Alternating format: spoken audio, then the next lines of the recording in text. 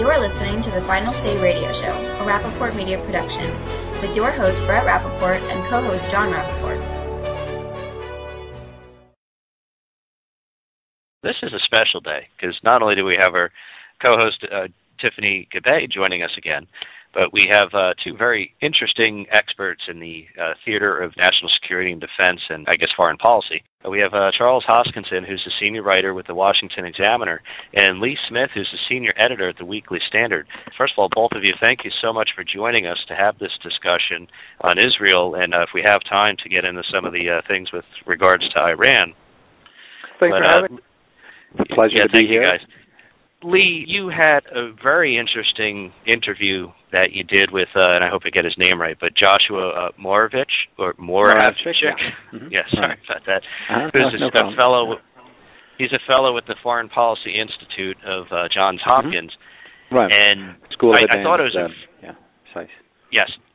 I thought it was a fascinating interview because you both touched on so many important topics with regards to Israel.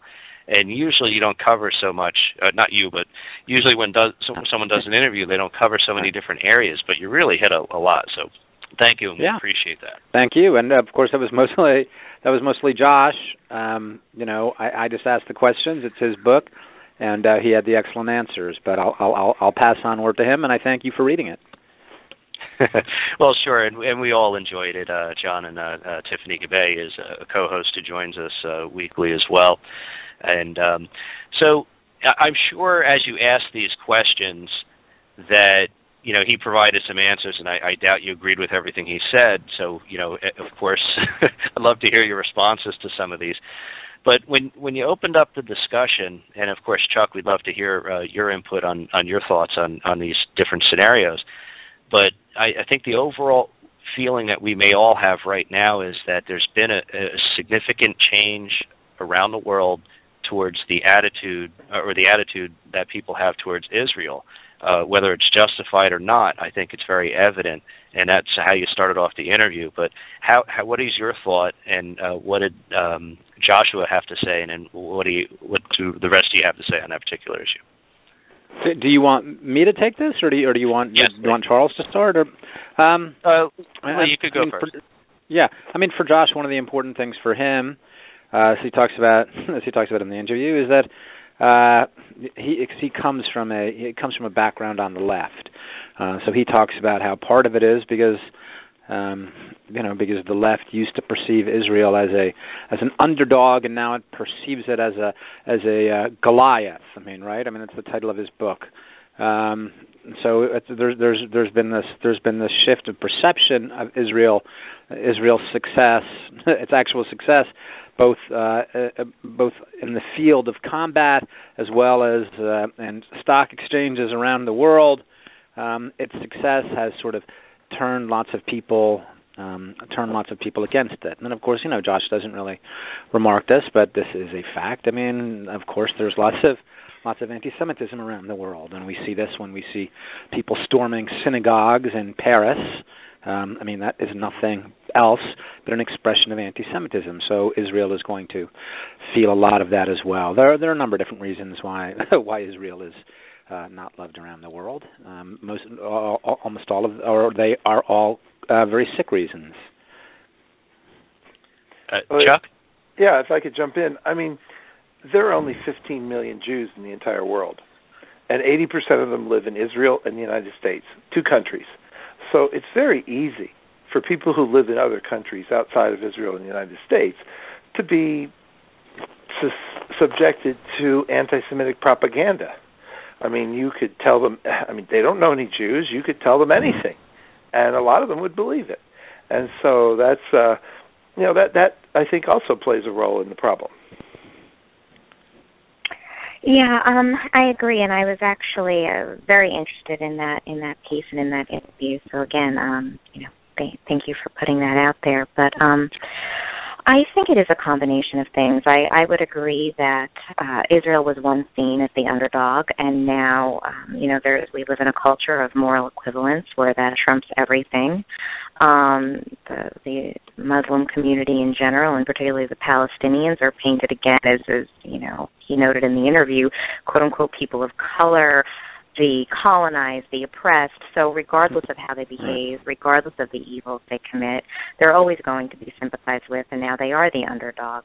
I think what the other undercurrent is just traditional anti-Semitism. I just think we don't really call it that anymore. I think anti-Zionism, anti-Israel sentiment has replaced traditional forms of anti-Semitism that we used to see. So now it's okay to criticize Israel disproportionately and vilify Israel when, in fact, we certainly don't assail other countries who have horrific human rights violations, and we don't hold them, or certain contingents certainly doesn't hold them in the same category as they do Israel. So I think that really does boil down to anti-Semitism in any of its new incarnations. I don't think the incarnations are new. I think we're seeing. I think that we're seeing something very old here, and it's not. It shouldn't be that confusing. A lot of people mask it with different language, but yes, of course. I mean, the reason that people don't want to call it anti-Semitism is something I've written about in Tablet before. It's as though if it doesn't reach the level of Nazism, if it doesn't reach the level of exterminationism, then if it's not Hitler, then it can't possibly be anti-Semitism, which is nonsense. I mean, there are a whole bunch of different varieties and shades of anti-Semitism, and this is without question an aspect of it. Also, the global left has a very ahistorical view of when they talk about colonialism. I mean, colonialism, depending on who you talk to, colonialism started with, they all say colonialism started with the West, but it may have started in the 18th century, the 19th century. Some of them go back to Columbus. A few of them go back to the Crusades, but you never hear any conversation about Muslim colonialism. I mean, they colonized Spain, they colonized Sicily. You're going. It was a very large empire. Yes, of course. The Turks people are proud of this, right? People are proud of this. Or many Muslims are proud of this. And, when you talk about the Ottoman Empire, when you talk about the expansiveness and the power, people are proud of that, whether rightly or wrongly. I don't criticize them for being proud of it, but it's preposterous to sort of talk about colonialism without factoring these issues into it as well. I think it's a really interesting point. Yeah, I don't think it matters whether or not you're talking about the Russian Empire, Ottoman Empire, Genghis Khan, the way American Indians were treated by Europeans, or the way they treated each other. The fact of the matter is, from the moment man figured out they can go over the hill and see what's happening in the other cave, and they decided that they had better food, prettier women, or a nicer, lake to bathe in, you had some form of colonialism and tribalism. And I think that, to me, is one of the big challenges you have here is we seem to live in a world that has an enormous conflict of ideologies, and those ideologies are pitting unusual suspects against each other and or with each other. And I'll just point one out. Even though I think I understand enough of the underpinnings, to see the far left, who would be the first people to be thrown up to their neck and stoned to death by the Islamist ideologues, working together against Israel, for example, who obviously has by far the greatest positive impact in that part of the world, is almost a logical non-starter for where do you go to fix this problem. Well, the academic left, especially in America, they are the least multicultural, the most provincial, the most ahistorical political ideological movement that I've ever seen. It's amazing how provincial. You get a guy like Ward Churchill, the Colorado professor who became famous for his comments about 9/11 and ended up being fired for being a plagiarist. Churchill talks about Columbus and hasn't got the slightest idea why Columbus sailed from Spain to the New World. It hasn't got the slightest idea why it was the Spanish and the Portuguese who were the first to colonize the New World. And the reason for it, and anyone who understands global history will know, that the Spanish and the Portuguese were the first to colonize the New World because they were trying to get out from under the economic domination of the Muslim empires that had control of the trade routes to China. That's why they sent Columbus to go west to see if he could get to China from that direction. Lee, do you have a response?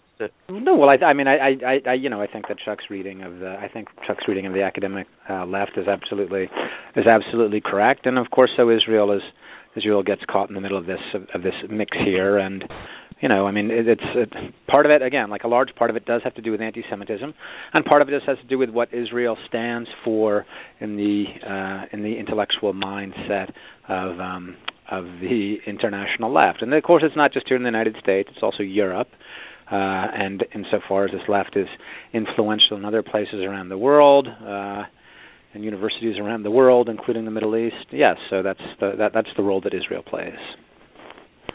Yeah, sometimes I don't recognize my own voice, but I wanted to add something into this discussion because the idea of colonialism, which has been brought up, I think some of the major problems that we've seen over at least the last 6 years with the increase of not only violence but the turmoil, I guess, and the attitude towards Israel is the fact that we have an American president who himself has spoken against the colonial powers and doesn't view his own country or Britain or other colonial powers as anything that he was in favor of. And I think that is almost aided and abetted, if you will, the rise. And then, just when the big guy in the block does it, then all the medium-sized guys and everyone else to follow is just going to simply join in. And you see it in all these votes in Europe, with one yesterday with France, in the lower house voting towards their wanting of a Palestinian state, if you will. Well, it seems like Obama has been indoctrinated. I mean, just because his father was an anti-colonialist Kenyan doesn't mean that he has been able to absorb that experience himself. I mean, he's been indoctrinated by the academic left. He studied under Edward Said at Columbia, Rashid Khalidi, people like that.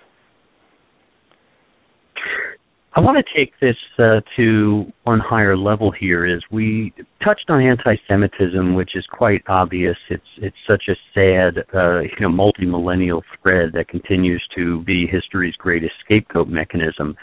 But I think there's a couple of issues here. One, we could look at the obvious points of, and some of this was discussed in your interview, Lee, is we have population trends, 100-to-1 Muslim over Jew, and so if you combine that with the desperate hunger for oil and hydrocarbons, you can understand some of the self-preservation logic of not being a supporter of Israel. However, if you go back to the ideological side, Israel represents the cradle of Western civ. It is where our Judeo-Christian values come from, which is the underpinning of the left. So go back to the far left and go back to the educational system. I worry that to a large degree this ideological war isn't only anti-Semitism, it's actually anti-religion and anti-Judeo-Christian values, and that becomes a very scary broader component. I think there's something to be said for that. I think there's a lot of suspicion of Western history and Western culture, and yes, so insofar as there's a lot of suspicion of the United States, suspicion of American actions abroad, yes, certainly Israel's a part of that too. So, right, I think that's absolutely the case. The academic left doesn't understand its own roots. That's part of the problem. Well, and the academic left has, completely changed. It went from embracing, principles of liberty and freedom and democracy, which of course Israel encompasses, but that's not what it stands for anymore. That's not what the academic left, what the left in general stands for anymore. It's actually quite the opposite. Everything has been turned on its head. Yeah. They can't even understand that in the Middle East, Marxism is seen as a Western import. Mm-hmm. It's a Western I mean, it's that's actually true, and this is, I tend to believe that, and I think that this is one of the problems that we actually have here in the United States when we talk about a war of ideas. Look, we were able to wage a war of ideas during the Cold War because there was some sort of family likeness, right? I mean, they were both liberal democracy and Marxism came from different phases of the Enlightenment. But what we're dealing with right now and lots of forms of Islamism, these are very different. So yeah, I think that Marxism actually does come from the West in a fundamental way. Yeah, folks, we're talking right now with Chuck Hoskinson and Lee Smith. Chuck is with the Washington Examiner, and Lee is with the Weekly Standard. We're having a discussion on Israel, and if we have time for a question or two on Iran, that'd be great if we could just touch on that. But, Lee, in the conversation that you had in that interview, there was an important point that was brought up, and that was the idea that regardless of what type of government or system was in place in Israel, whether it be left, moderate, or right, any of the negotiation processes which took place with the Palestinian people or the people who were in the territories, they were all refused, rejected, and in some cases led to intifadas and other things that only made the negotiation process worse. So I guess the question would be, is there really anything that Israel could do to get a peace settlement with the Palestinians?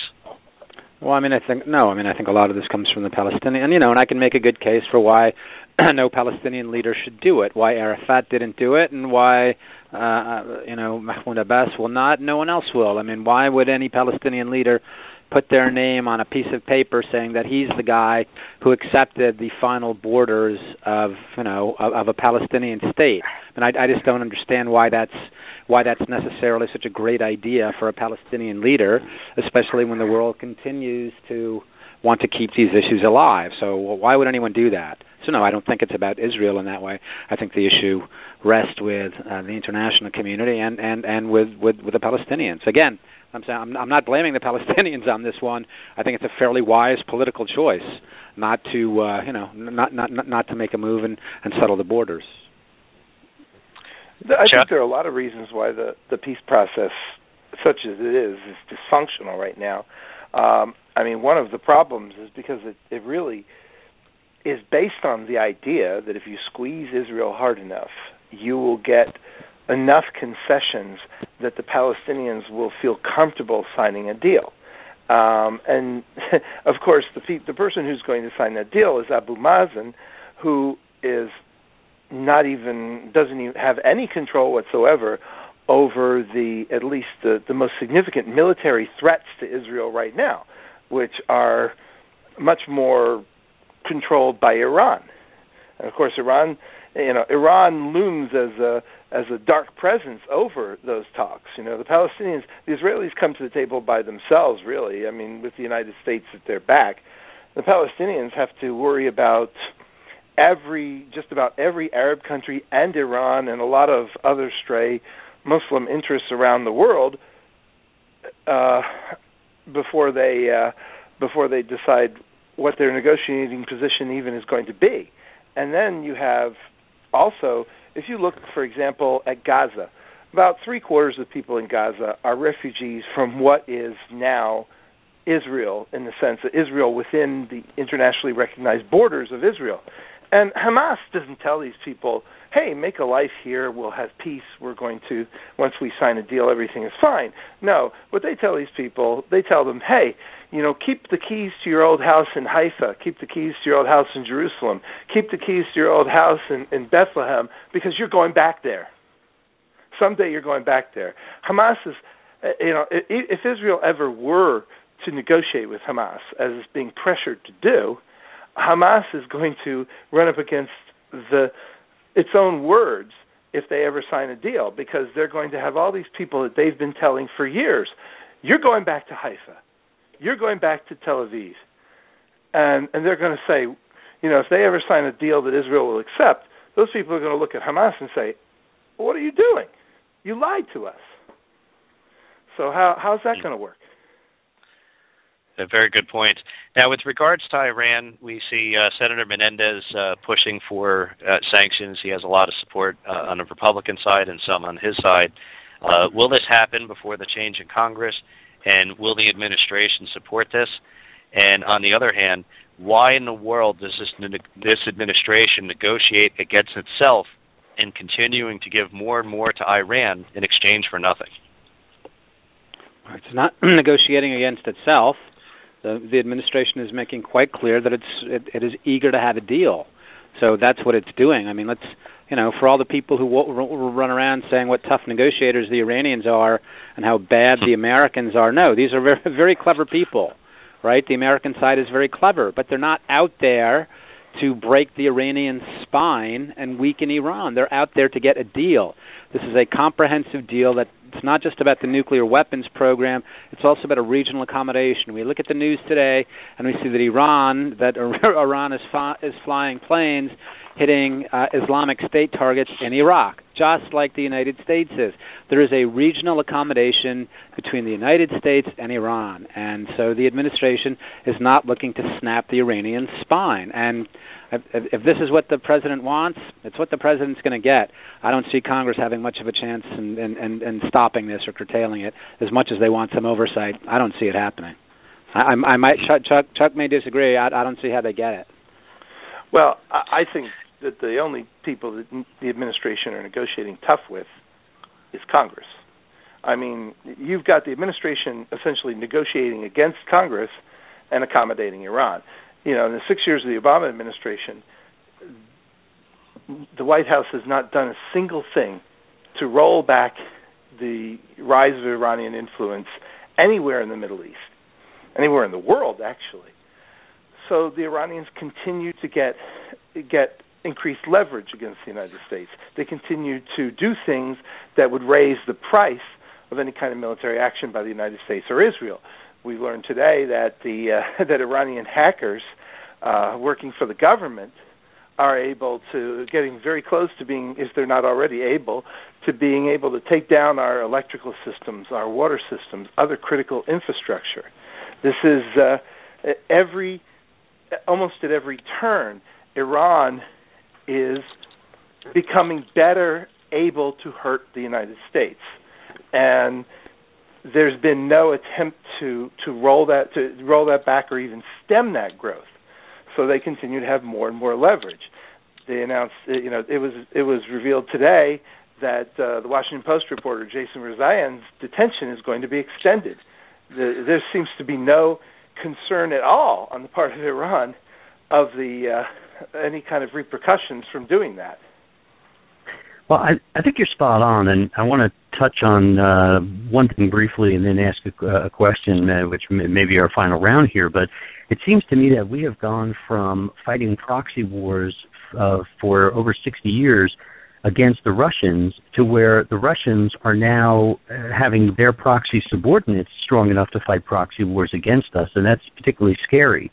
And particularly when you look at Iran, who is very rapidly taking control of so many things, and as you may well know, the straits that affect both the Red Sea, meaning the access to the Suez Canal, as well as the Gulf, are essentially now in the military control or influence capability of a hegemonic Iran. So the quick question here to you is, do you feel that somehow the Europeans here are greatly missing, and I say the Europeans, you could throw Obama to some degree, the fact that an Iran with a bomb, I mean, Iran's accomplished all this without even having a bomb. An Iran with a bomb essentially neuters anything other than an all-out major nuclear conflagration.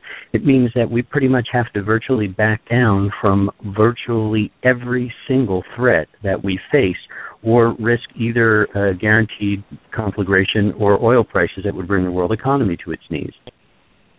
Yeah, I mean, I think you hit on a couple keys. I mean, I think you hit on the idea that, the oil prices in the Persian Gulf will spike, with any instability, but that's not just about a nuclear, actually detonating a nuclear weapon.